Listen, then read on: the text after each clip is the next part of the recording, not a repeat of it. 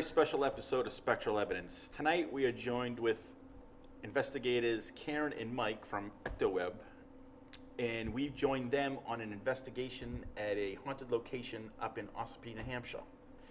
So let's take a look at the investigation, and then we'll review their findings after.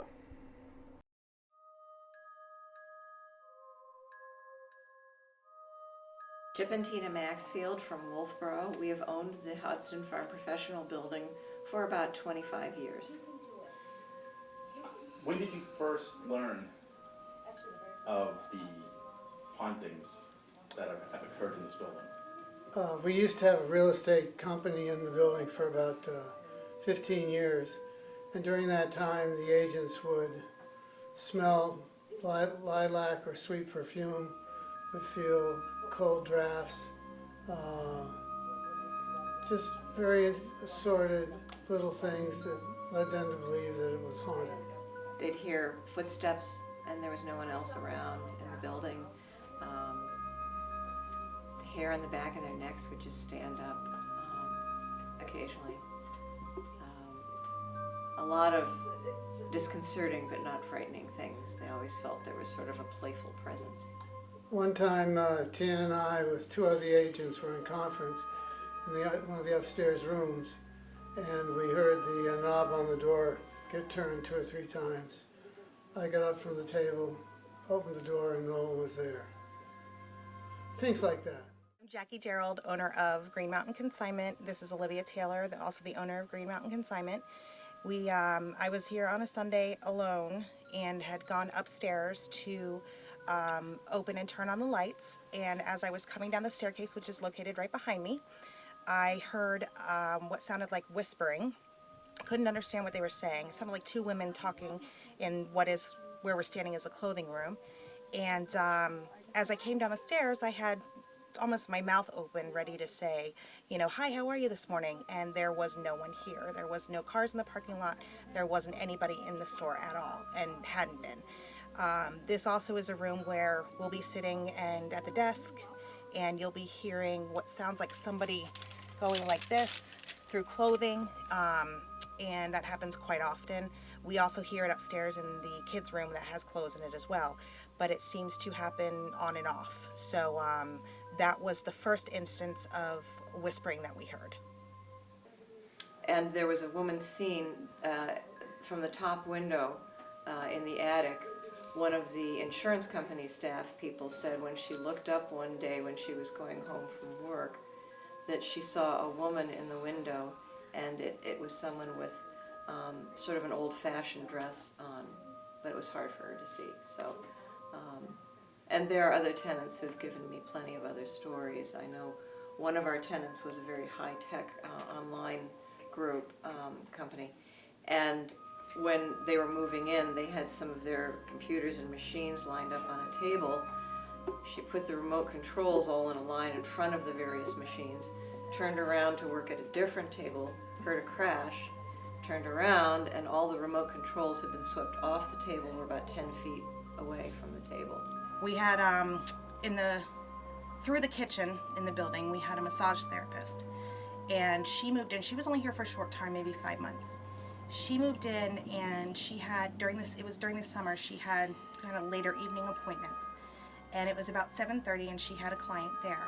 She was in the middle of her massage, and both her and the client turned their heads to look towards the doorway because they both heard a male voice, and they both thought that somebody had just walked into her office.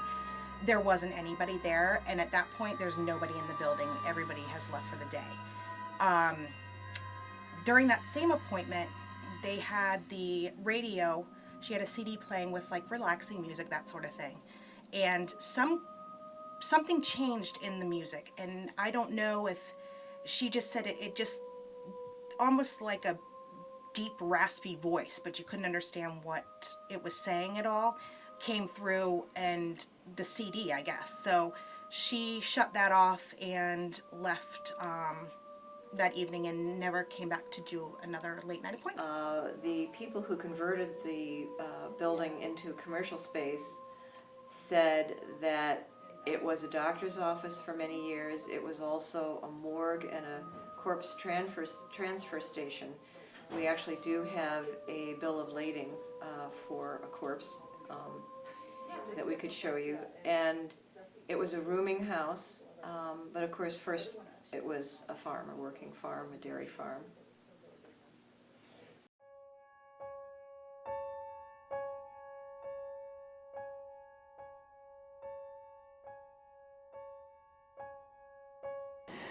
Hi, my name's Karen Mossy. I'm a paranormal investigator for ectoweb.com, and I focus in EVP specialty and photography, and I'm also a bit intuitive when I go into an active location.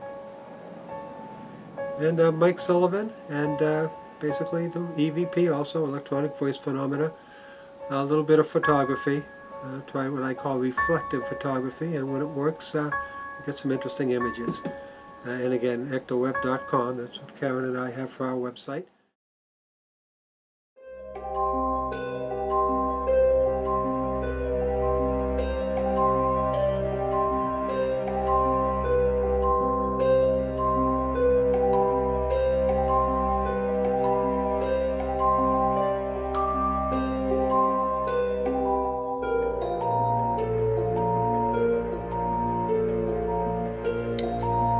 So the goal of smudging is to release any and all energies from other people. And what we do is start in a corner of a room and move that energy around. If you don't have a sage stick, a smudging stick, you can use a sage and citrus candle. You can use sage essential oils. Use it in a new house after workmen have been there, in your office space after people have been in your space. Use it on your jewelry, and also on your jewelry you can put it in your jewelry on top of sea salt, no water, just on top of sea salt, or in a full moon in the windowsill, removing other people's energy. And that's what smudging does. And I worked with Native Americans out in California, up in the Sierras, and have been using this ever since then because they use it all the time.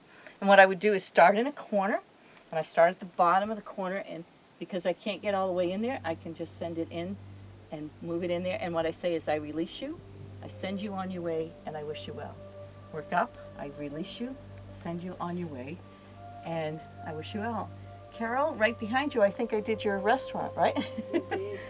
And then I move along the wall, I release you, I send you on your way. And because there's so much down here, I would work low first, I release you, send you on your way.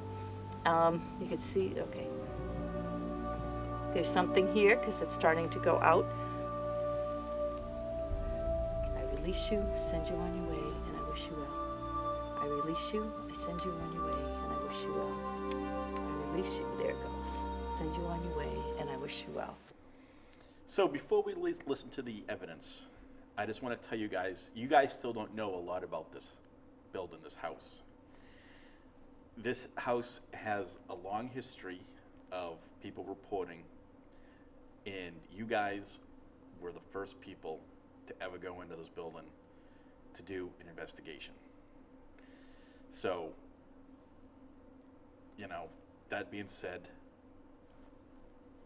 let's hear the evidence.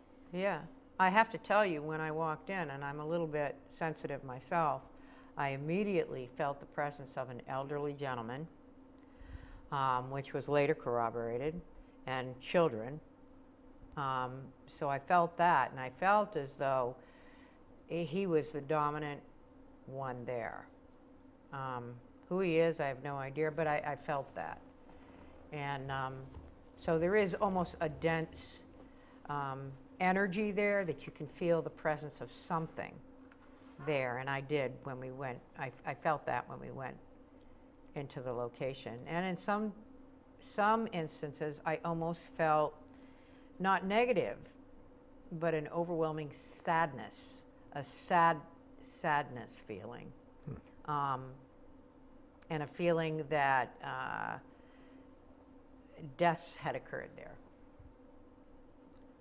So it's kind of important to add that I don't feel anything. I never do. I've always said I'm as psychic as a stone everything I do is with the electronics. I mean, if I'm getting EVP or anything, we've been on investigations where Karen will send something, or we'll have a medium with us, and then all of a sudden, did you feel that? And people say, yeah, it's really got cold in here, you know, and it really didn't. It's the psychicness that made it cold. I don't sense anything. I never do. And I just want to make that clear, because that's just how it is for me. But when it comes to using the EVP and taking photos, I had no photos this time. Nothing came through for me. But the EVP did. So just want to mention that I can't tell you I sensed anything, any people, anything else. It was just... Okay, so it's just Karen that's sensitive and... Yeah, well, we had a medium with us also that day. Right. But yeah, Karen is, I'm not, so... Okay. And a lot of times what will happen is when I get a lot of my best EVPs when the medium, let's say, or Karen, people will go off to another room. I'll take off by myself and just do some recordings alone. And you'll see some of that here where you'll just hear me talking, and there'll be responses on a couple of these. The other thing I wanted to say, and Karen and I wanted to mention, is that we always use 2 recorders at the same time, because it's very easy, especially when you have a lot of people on an investigation. If you have a few people, it'd be very easy to pick up somebody's voice, and when you play it back and all you have is a little snippet, you don't know, is that the person in the other room that said that, or was this really something that came, you know, from somebody on the other side? So by using 2 recorders on everything you hear today, what would happen is you play back the recorder and you're listening and you ask a question, let's say, and there's a response. You play back the second recorder and you hear the question asked and there's no response. And we do that so that we can rule out the fact that maybe somebody spoke. And unfortunately, we get some great, what seems like great EVP. It's like, wow, this is fantastic. Listen to the response I got. Then I play the other one, and it's on there also. You say, oh, that was such and such that said that. That's right. So, and it's important to be able to rule that out, so you know when you play these back that nobody else spoke on that second recorder, or there was no knock, let's say a knocking sound or anything like that that could have made what we thought was an EVP and really wasn't. Usually when we go into investigations, we always tell those who are present there, please don't whisper. All right, don't all right, because it makes it hard on us to distinguish, is this an EVP or is this somebody whispering? Because some EVP does come through as whispers. They come through like that. Yeah, they'll come through as whispers, and then we got to wonder. And so we listen for it anyhow. And in this particular investigation, it did happen at one time, and the woman said, I'm sorry. And I said, no problem, I heard you, we're good. I know to discard that one. So anyhow, what we've done here is I put a bunch of EVPs together that Karen and I worked on, and I'll just play them through and put them up as loud as you need them. We can make them louder if you need to. I can even slow them down a little just so you can hear them better if that's necessary. And then I'll tell you, what we did. This particular one is recorded by me. And I'll start with this. I'm just going to go down the order that I have these in. And let me know if it needs to be louder, because as we play these back here.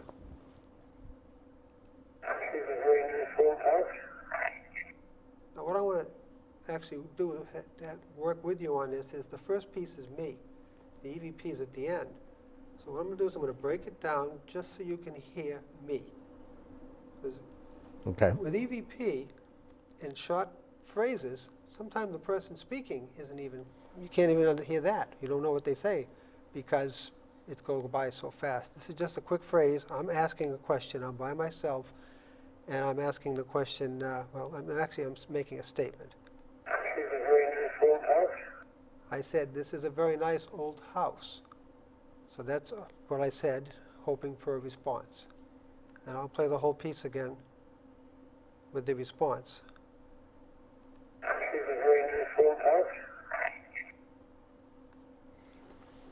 So let me just play I think I heard what it said. Let me just play that piece without me.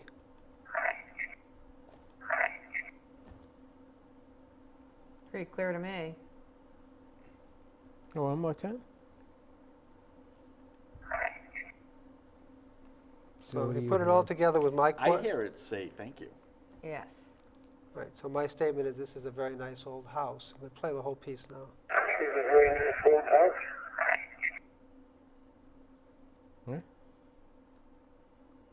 And that's what I heard, was somebody saying, Thank responding, you, saying right. thank Yeah. you. Let's see what else we've got here. We've got a lot, and maybe we'll jump around a little here.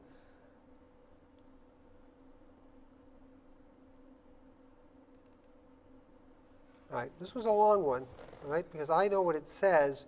I don't know what's behind it. It's been a while, so since we put these together. So I believe there's going to be a conversation here. This was recorded by me. This one's very clear. Okay. And this is on one of our recorders that's very clear. In fact, we kind of use this recorder as a control recorder. This is the one that we know, because it's such a clear recorder, that lots of times one of the others will get the EVP, this one doesn't. So this is my voice, and what I said is this one's very clear. Mm-hmm. Because I was talking to some folks about a previous EVP that we had done, and I played back, and then we just started again. So This one's very clear. you hear Yeah. me very clearly say, this one's very clear. I hear a long yes after That's that. what that is, yes. This one's very clear. Yeah. Kind of a drawn-out yes. Yeah.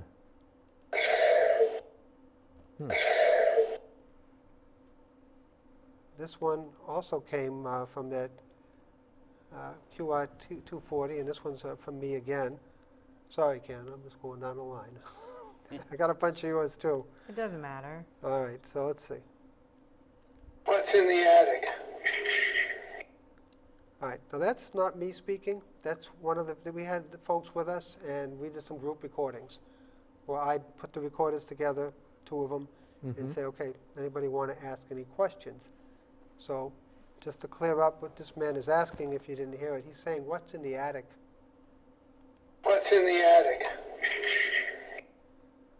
Sounds like it's almost repeating them. Yep. Yeah, that's what we heard too. He's repeating Did you it. hear that? Can I just What's in the attic? Yeah, let me just play that piece without the question. I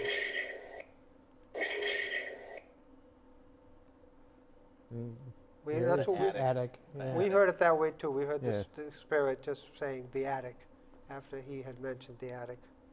All right, now this is a very interesting one, and I'm going to play it. And afterwards, Karen and I will talk about, Karen mostly can talk about this one, and she recorded this.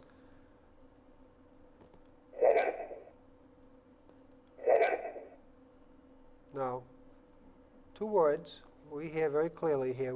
Karen and I hear this a lot, so.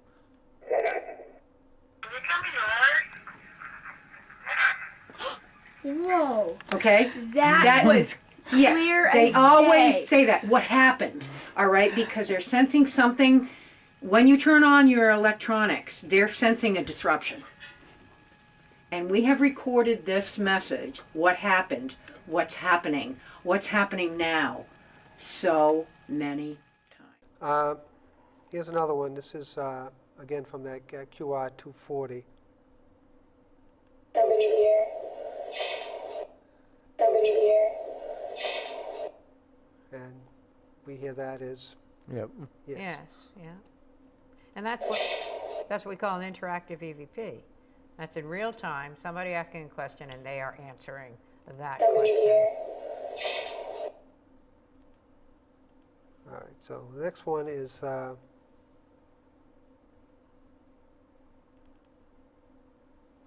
is me speaking again. I've gone off on my own. I do stick around, I want to hear what the medium is talking about and what she's sensing, and I'll run recordings, but a lot of times, because there's so much going on, the recordings don't pick up much. I just find when I kind of go off on my own and ask questions, I get better responses as far as the EVP. So I have no idea. I know what the answer is here, what the EVP is. I'm not sure what I said, so I mean, it's been a while since I put these Right. together. Thank you very much, and goodbye. Okay, so I'm saying thank you very much and goodbye. And again, the same type of type I did earlier before I complimented what a nice house it was.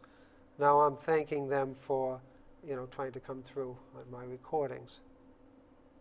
Thank you very much, and goodbye.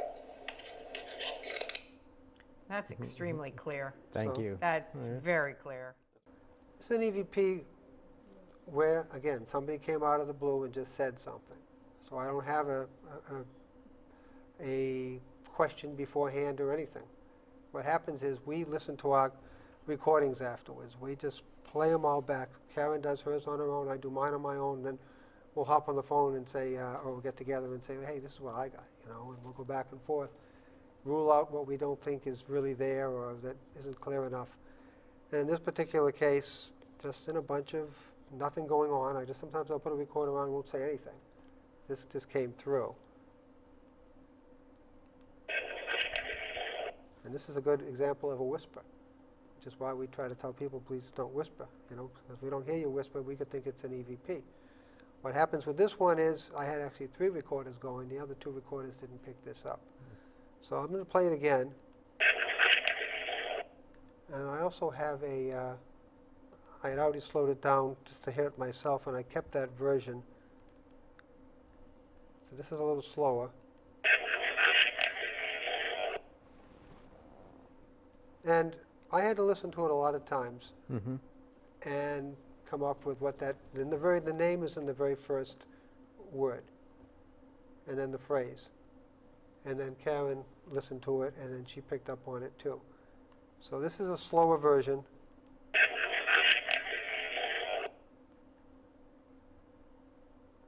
What we hear there, if you like, I'll tell you. We hear, Emma lied to me. And let me play it as a slowed version, then I'll play the regular one.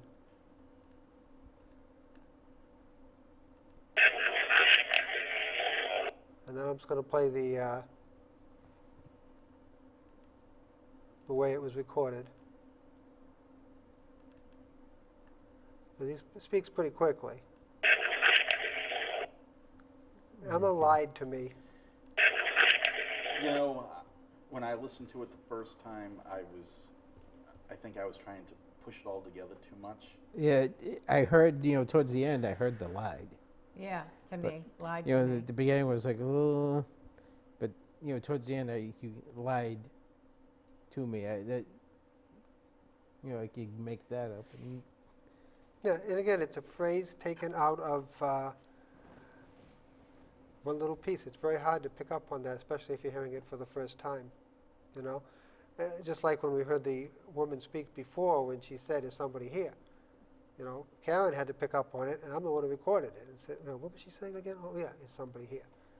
Somebody here? That's what she said. And this is a very quick phrase also. And that was a live person speaking before. So this is what we're hearing. And again, I'm not sure who Emma is, if it's related to the house or if it's related to just somebody who felt like speaking.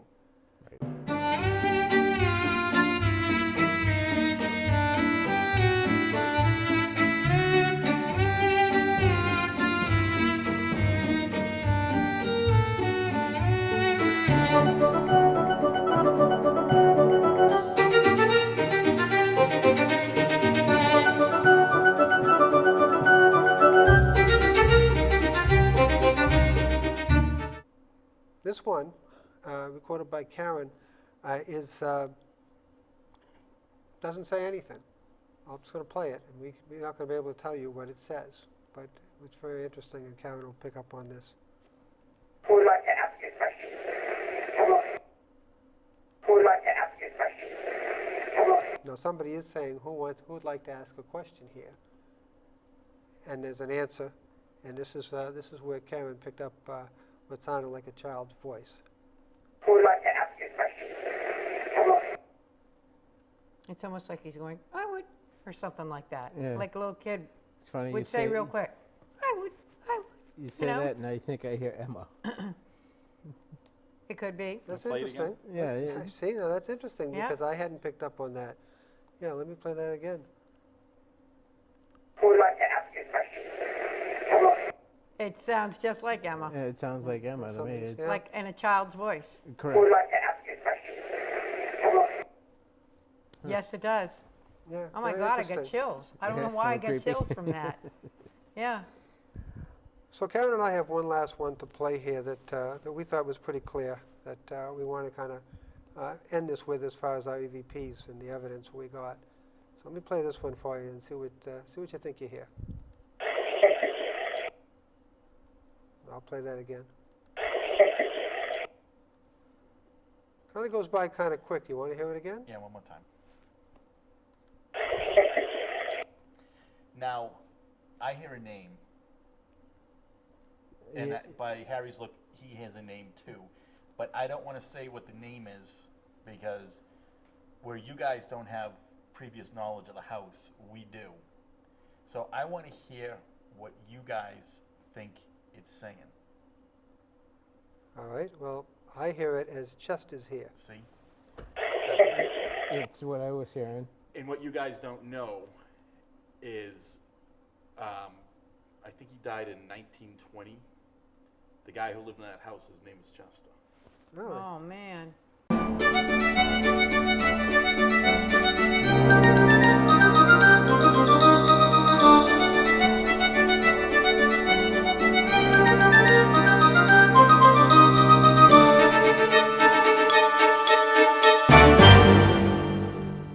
Okay, thank you We again. thank you for giving us the opportunity to investigate. No, It was thank you great. for sharing that, and Yeah. really thank you. good EVPs. Thank you very much.